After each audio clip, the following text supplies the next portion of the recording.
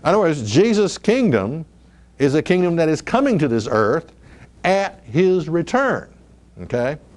At His return, you're going to have Christ as king, territory, planet earth, subjects, all human beings, and the law of God established in a mighty, powerful way.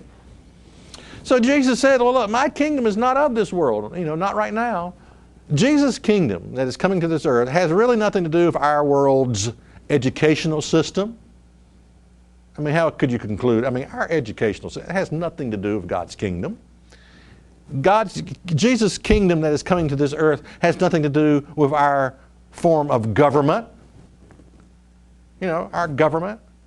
I mean, do you actually believe that our leaders, or especially the higher-ups in authority, that they have the Spirit of God, that they are led by the Spirit of God? Do you believe that?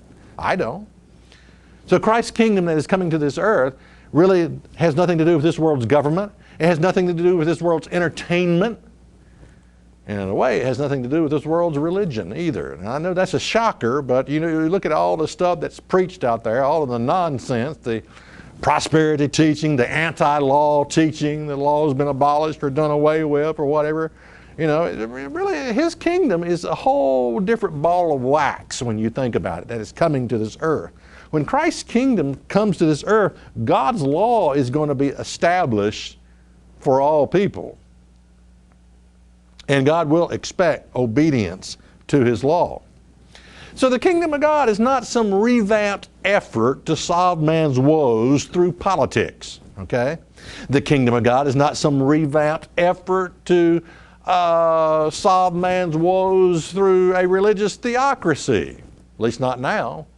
That theocracy is coming when Christ returns, but it's not now, not now. I guess Hitler tried to establish some type of theocracy and rule over the whole earth, but it didn't work for him, and because it would never work with human beings.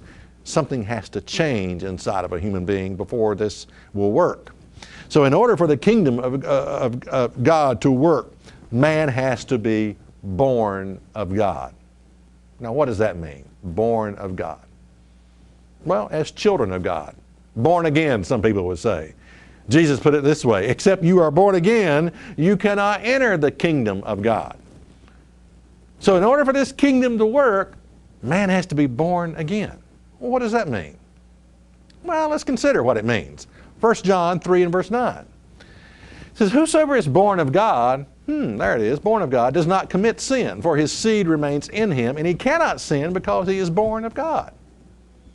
So in order for this kingdom of God to work, and for you to be a part of it, you have to be born of God.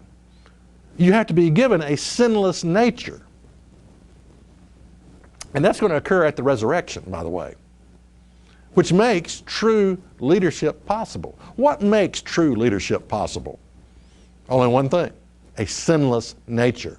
And you don't have that right now. No one does. This is what it means to be born of God, or some people refer to it as born again.